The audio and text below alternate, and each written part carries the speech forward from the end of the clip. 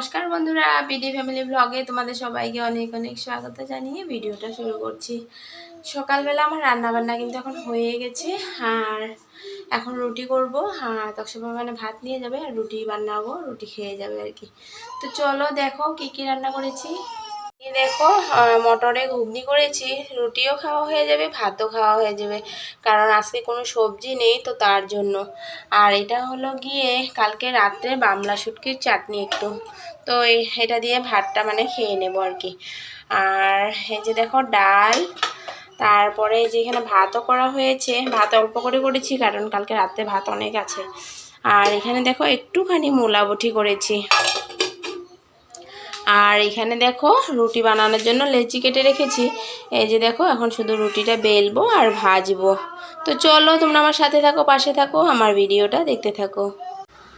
এদিকে আমি কাজ করছি আর এদিকে দেখো ছোট সোনাকে ওর পাপার মোবাইল দিয়ে বসিয়ে দিয়েছি, কারণ না হলে ও একদম সোজা চলে যায় পাকঘরে, আর পাকঘরে গিয়ে কিন্তু এটা ওটা ফেলে দেয় আর আমার কাজের দেরি হয়, দিকদারি হয়। তারপর এদিকে দেখো দক্ষ পাপার জন্য ফ্লাক্সের মধ্যে একটু লাল চা করে দিয়েছি, কারণ কামের সাইডে না হলে কিনে খেতে হয়। তো ভাবলাম ঘরে যদি ফ্লাক্স আসে তাহলে একটু চা করে দিই, সেটা ভেবেই কিন্তু আমি ফ্লাক্সে চা করে দিয়েছি। আর টিফিনও বেড়ে দিয়েছি। টিফিনটা বেড়ে রেখেছিলাম অনেকক্ষণ আগে, কারণ যদি ঠান্ডা না হয় টিফিনটা গরমে গরমে প্যাক করে দিলে খাবারগুলো নষ্ট হয়ে যায়। তো তার জন্য কিন্তু আমি টিফিনটা অনেকক্ষণ আগেই বেড়ে রেখেছি ঠান্ডা হওয়ার জন্য। আর ফ্লাক্সে করে চাটা দিয়ে দিচ্ছি, কালকেও দিয়ে দিয়েছিলাম, দিয়ে দিলে তো আর কিনতে হয় না। তো বিস্কিটও দিয়ে দেব, বিস্কিট আর চা ও একা খাবে না, আরও অন্য অন্য লোক আছে, অন্য মানে কি আরও দুইজন আছে, ওদেরকেও দেবে আর কি। না হলে তো ওদেরকেও কিনে খাওয়াতে হয়। তো ভাবলাম যে কিনে খাওয়ানোর থেকে ঘরে ফ্লাক্সে করে বানিয়ে নিয়ে যাওয়াটাই অনেক বেশি ভালো। তো তার জন্যই কিন্তু আমি ফ্লাক্সে করে চাটা দিয়ে দিয়েছি। আর দিকে দেখো ওর জন্য টিফিনটাও আমার বাড়া হয়ে গেছে। তারপর এদিকে দেখো চলে এসেছি বিছানা মানে গুছাতে। আর বালিশের কভারগুলো কিন্তু আমি খুলে রেখেছি, এগুলো কিন্তু ধুয়ে দেব, অনেক নোংরা হয়েছে। আর যেহেতু এখন গরমের দিন বালিশের কভার কিন্তু অনেক বেশি পরিমাণে নোংরা হয়। তো তার জন্য মাসের মধ্যে দুবার তিনবার করে কিন্তু বালিশের কভার ধুতেই হয়। তো এখনও ভাবছি যে বালিশের কভার সব ধুয়ে দেব, তো সেটা ভেবেই সব বালিশের কভার কিন্তু খুলে নিয়েছি। আর পরে বাইরে গিয়ে ভিজিয়ে রেখে আসবো, তাহলে অনেকটা ময়লা কেটে যাবে। আর আগের থেকে যদি কাপড় না ভিজিয়ে রাখি তাহলে কিন্তু ময়লা কাটে না, ধুতেও কষ্ট হয়। তারপর তক্সের পাপা যাওয়ার আগে ভাবলাম যে এই কাজগুলো আমি সেরেই নিই। তো ঘরটা আজকে সকাল সকাল মোছা হয়নি রান্নার জন্য, যে রাঁধতে দেরি হয়ে যাবে, তো সেটা ভেবে আগে রান্নাটা সেরে নিয়েছি শুধু ঘরটা ঝাড় দিয়ে। তারপর এদিকে এখন ঘরটাও মুছে নিয়েছি। ঘরটা মুছে এই চেয়ারগুলো একটু ভালো করে মুছে নিচ্ছি।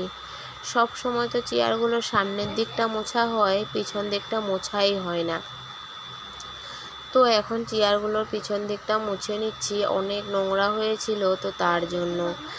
আর এই ভালো করে পেছন দিকটা ঘুরে দেখি মানে কি এতই নোংরা, পুরো মাকড়সা হয়ে আছে। তো সেটার জন্যই কিন্তু এখন ভালো করে আবার এই চেয়ারগুলো মুছে নিচ্ছি।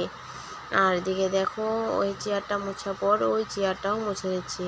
আর ছোটো সোনা জানো তো এই ক্যামেরার সামনে দেখো চলে এসেছে, মোবাইলটা রেখেছিলাম এই সাইডে, ক্যামেরার সামনে এসেই কি হাসাহাসি ওর। তারপর ঠাস করে মোবাইলটাই ফেলে দিয়েছে। তো তার জন্য তাড়াতাড়ি করে দৌড়ে গিয়ে আমি আবার ক্যামেরা অফ করেছিলাম। এদিকে দেখো গডরেজটাও ভালো করে মুছে নিচ্ছি। এই চেয়ার মোছার সাথে সাথে এক হাতেই গডরেজটাও মুছে নিচ্ছি। আর কলিংটা হাতে নিলাম না, বিনা কলিংয়েই আজকে গডরেজ সব কিছু মুছে নিয়েছি, শোকেসটাও মুছে নিয়েছি। আর গডরেজ বা শোকেস ওগুলোর যদি গ্লাসটা বেশি নোংরা হয় তাহলেই কিন্তু কলিংয়ের দরকারটাও বেশি হয়, আর না হলে কিন্তু কলিং ছাড়াও পরিষ্কার হয়ে যায়। এদিকে বিছানাটা তোলার পর এখানে বড় ছেলে বসে পড়াশোনা করছিল, ফ্যান চলছে তো তার জন্য বইপত্রগুলো এরকম উল্টে পাল্টে যাচ্ছে। আর ও মানে বাইরের দিকে গেছে, তো তার জন্য বইগুলো এভাবেই এখানে আছে, আবার এসে পড়তে বসবে। তারপর ঘরের সব কাজ সারার পর স্নান টান করে চলে এসেছি পূজা দিতে। স্নান করেই ঠাকুরের বাসন টাসনগুলো ধুয়ে নিয়েছি, ফুলও তুলে নিয়েছি, আর তারপর এসেছি ঠাকুর দিতে। সকালবেলা কিন্তু ঠাকুরটা দিয়ে দিলে সত্যি মনটা অনেক বেশি ভালো লাগে। আমার কিন্তু দেরি হলেও রোজ 10টার ভিতরেই কিন্তু আমার পুজো দেওয়া হয়ে যায়। এখন বলতে না, আমার কিন্তু ওই ঘরে থাকতে থেকেই আমার এই অভ্যাস।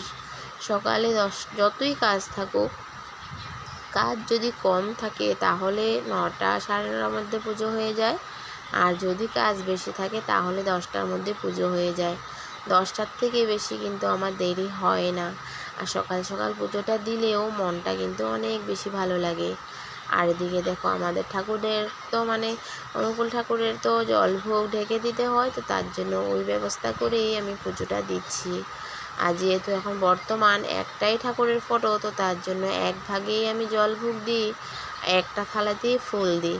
যখন বড় করে আসন আনবো, সব ঠাকুর এনে পাতবো, তখন সব আলাদা আলাদা করেই ভোগ জল দেবো, ফুলটাও দেবো। জানি না আমার আশাটা কবে পুরা হবে। ঠাকুরের নাম তো ঠিকই নিয়েছি, দীক্ষা তো ঠিকই নিয়েছি, কিন্তু ঠাকুরের সেবা যত্ন এখনও ভালো করে করতে পারছি না।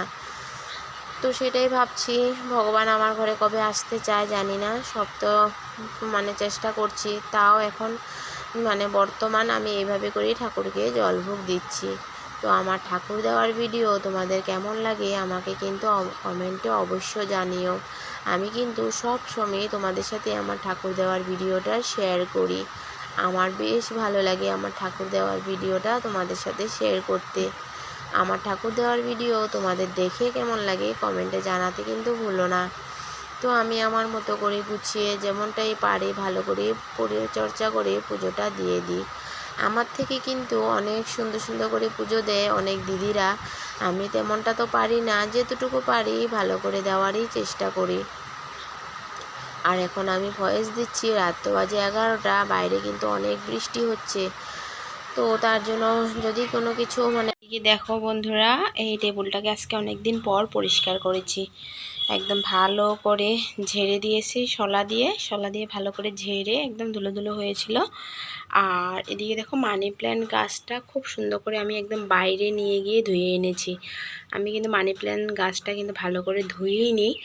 আর এদিকে দেখো মানি প্ল্যান্ট গাছটা না পোকা খেয়ে ফেলেছে, যে দেখো জানি না কেন। এই যে দেখো অনেকগুলো পাতায় পোকা খেয়েছে, এই যে একটা তারপরে এই যে দেখো এগুলো সব পাতা পোকা খেয়ে ফেলেছে, দেখতে কিন্তু বাজে লাগছে। তো এখন কি করেছি, বাইরে নিয়ে ভালো করে মানি প্ল্যান্ট গাছটাকে ধুয়ে হাত দিয়ে ভালো করে ঘষে ঘষে ধুয়ে জলটা আবার চেঞ্জ করে এনেছি। আর এই গাছটাকেও একটু মুছে টুছে দিয়েছি। এই গাছটা জানি না কেন বড়ই হচ্ছে না, কিন্তু একদম ছোটই রয়ে গেলেও কিন্তু অনেক শিকড় বের হয়েছে গাছটার।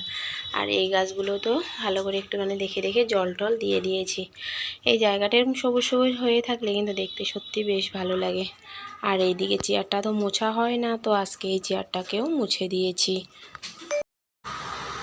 এই টেবিলের কভারটাও ধুয়ে দিয়েছিলাম সকালে বালিশের কভারগুলোর সাথে, কারণ রান্নাঘরের তো এটা ওটা পড়ে কিন্তু অনেকটাই নোংরা হয়ে যায়, তো তার জন্য এটাও ধুয়ে দিয়েছিলাম। এখন সব কাপড় নিয়ে আসার সাথে সাথে এটাও নিয়ে এসে আবার জায়গার জিনিস জায়গায় রেখে দিচ্ছি।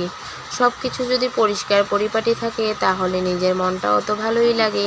নিজের ঘরটা সাজাতে কার না ভালো লাগে বলো। আর আমার যেহেতু ভাড়া বাড়ি হলেও কিন্তু নোংরা তো আর রাখা যাবে না, তো পরিষ্কার পরিচ্ছন্ন করেই রাখার চেষ্টা করি। তো জানি না আমার এই ভাড়া বাড়ি থাকা জার্নিটা কত বছর অবধি চলতে থাকে, ভগবানই জানে একমাত্র।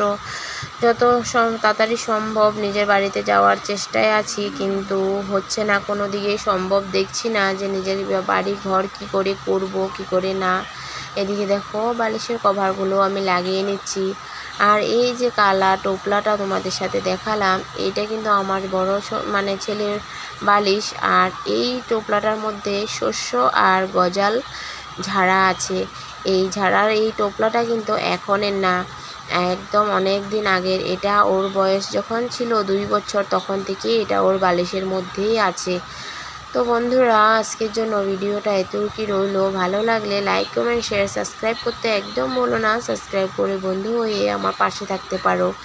আর প্লিজ একটা কমেন্ট রেখে যেও, যাতে তোমাদের পরিবারে গিয়ে আমিও তোমাদেরকে ভালোবাসা দিয়ে আসতে পারবো।